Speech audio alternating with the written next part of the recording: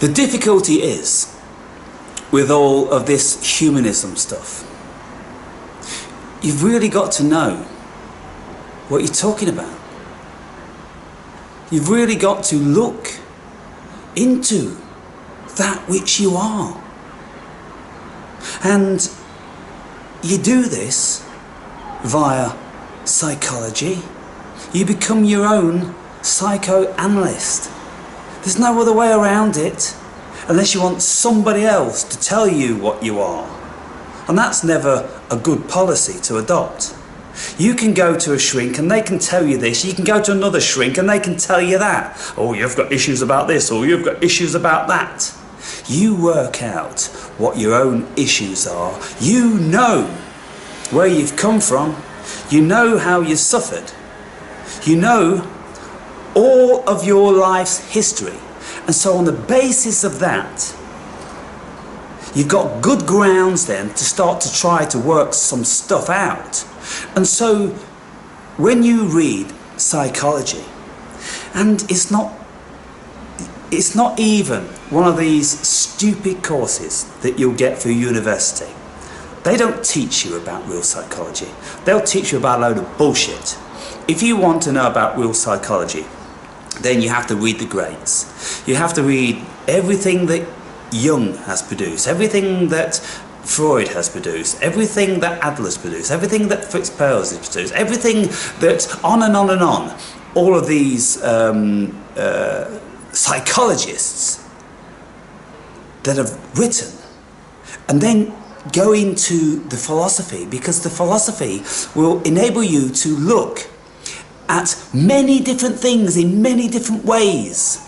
And somewhere down the line in that journey, you'll lose the vast majority of your biases.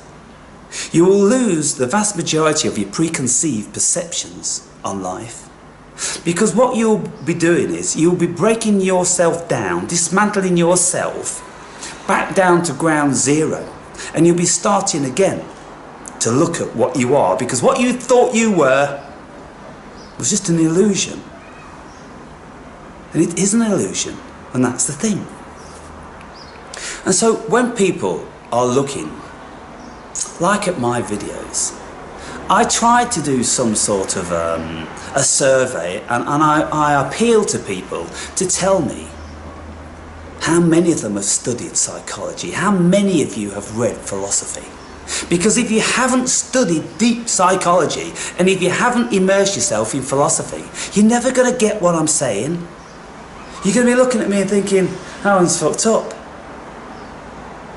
The world is fucked up. The human being is fucked up. It's proper fucked up. This thing in here is proper fucked up. Yes. That thing out there is proper fucked up. Because every single avenue that you go to try and find truth, you come to a whole myriad of deception, paradox and non-truth. Till in the end, you give up down that road. You give up down that road. You give up down that road. And by the time you've done 1,000 roads, you sit back and you go, holy shit. There is no truth, people. Save for that which you are. Consciousness, that's the only truth. That's the only thing Descartes could depend upon when he set out. Psychologist of 1650, René Descartes, French bloke. He decided one day that he wants to find out if there's any reality. And he started to look at himself, and he started to look at the world, and he looked long and he looked hard. And what he concluded was one thing. He thought, therefore he was. Because he had the ability to think, then he concluded then he must be something. But he couldn't depend on his vision, he couldn't depend on his hearing, he couldn't depend on any of his senses, other than that awareness that's going on. But then you see, when you look over to the east to try to find what they wanted to discover, they discovered something else. And what they said was, when you don't think, that's when you are.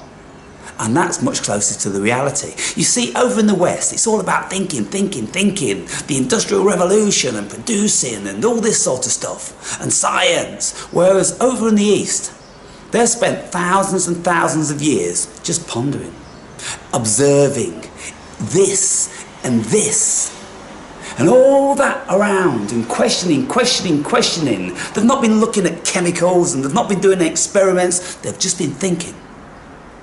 And so, when they've been doing this thinking, they discovered meditation.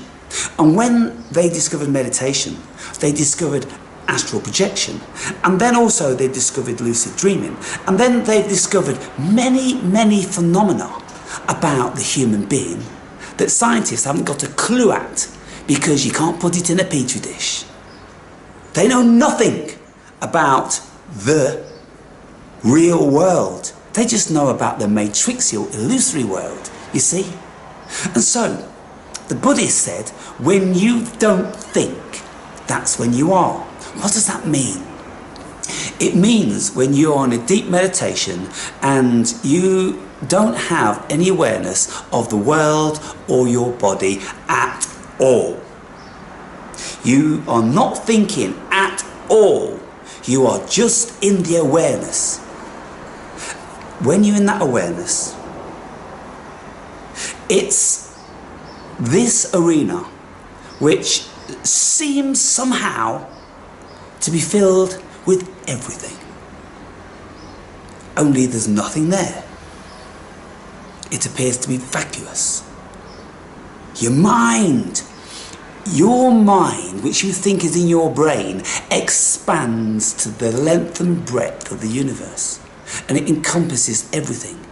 You go inside the eternal consciousness, and you know that that's your true nature. And then you come back to this world with a bump, you open your eyes into this illusion, and there's nothing that you can depend upon. Nothing at all. And so, this is the level of study that I have done. And these are the things that I'm trying to convey. And if you haven't travelled anything like the path I've travelled, then it's just like listening to stories, as far as you're concerned, because you'll never grasp it. And this is why I always say that you have to have experience. You have to have done all this stuff to be able to know firsthand. There's no point. Reading is of a benefit to acquire knowledge, because you acquire the knowledge of all the people that have travelled various paths. And so you can go, aha, aha, aha. But you can never go, aha, aha, aha, unless you're doing the work yourself. You're travelling the path yourself. You are having the experience yourself. You're putting the time into it. Years, a lifetime, forever, it never ends. You put that into it, and little by little, then you can start to know what they say has a veracity to it. Because you can then depend on your subjective experience. When people are looking at me or anybody else, if they have not had this level of experience, all they're going to be doing is judging you, me, via their programs, via their biases.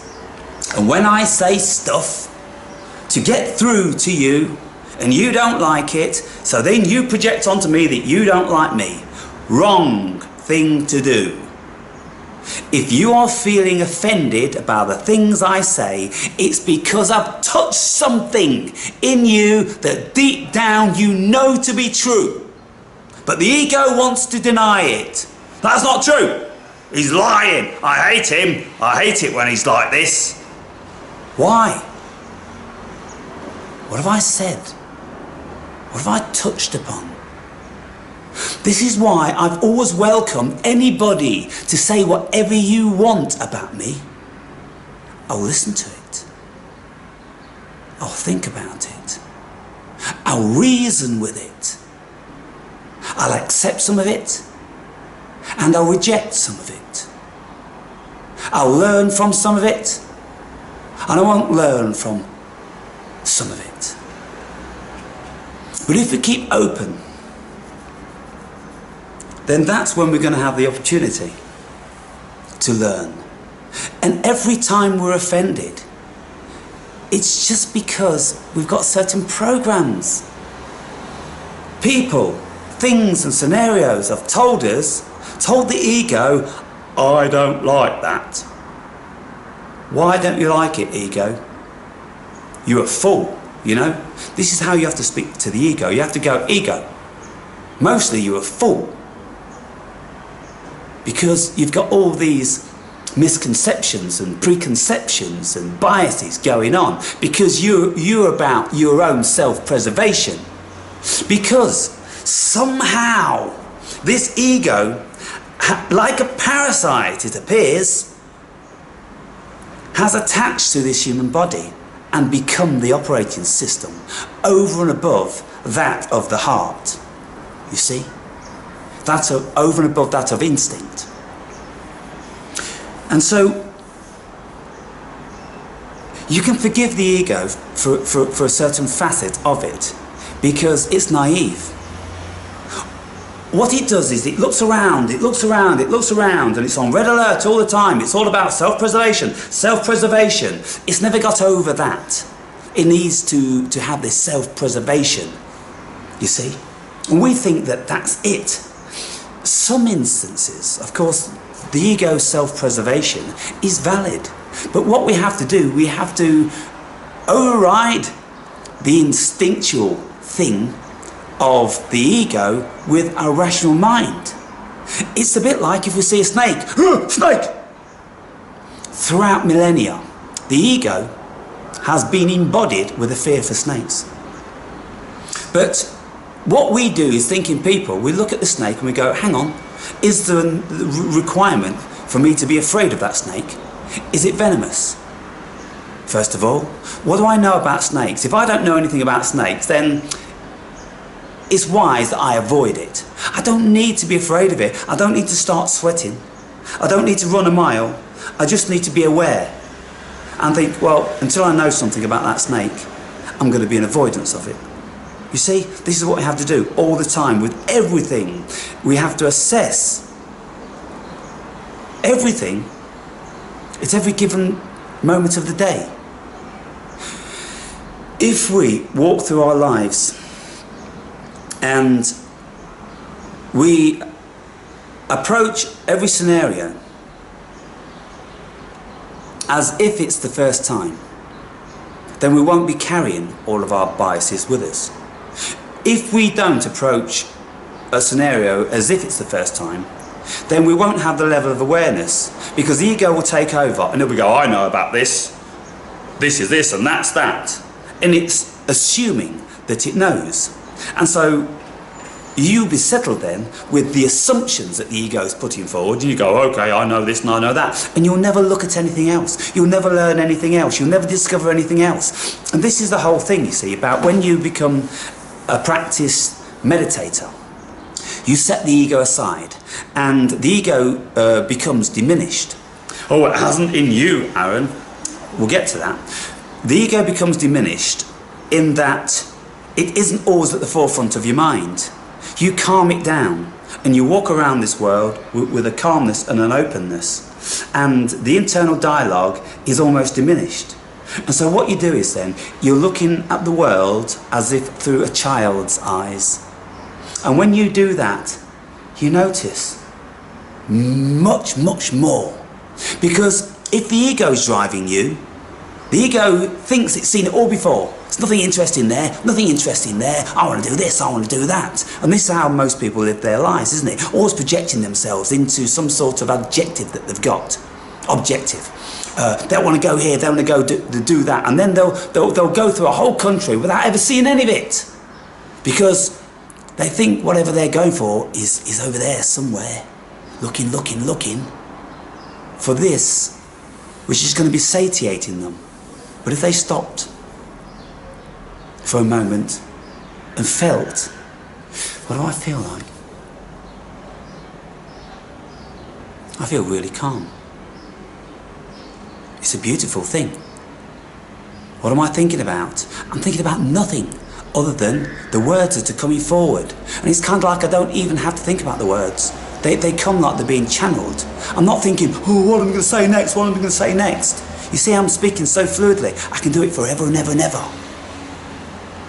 Seems to me the brain isn't doing this. Something else is doing this. Something else is what's driving me along. Getting back to people then thinking that, oh, Aaron's so egotistical. Look, there's certain things I've made realisations about in my life and about me. And I've looked at myself and I look around, and in the whole wide world, I've never seen anybody that I'd rather be.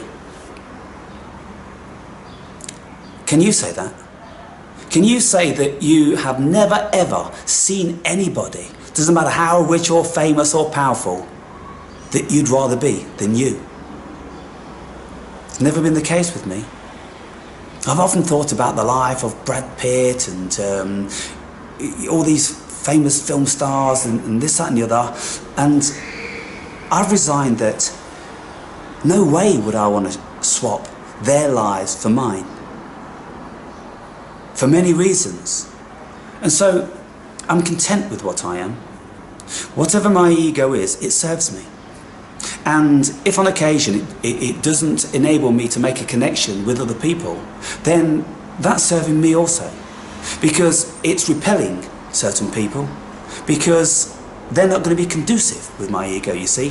They're not going to be conducive to how I am deep down. So therefore, if I have an ego which is profound and it's all about me, then people will look at me and think, like, oh, he's not my sort of guy.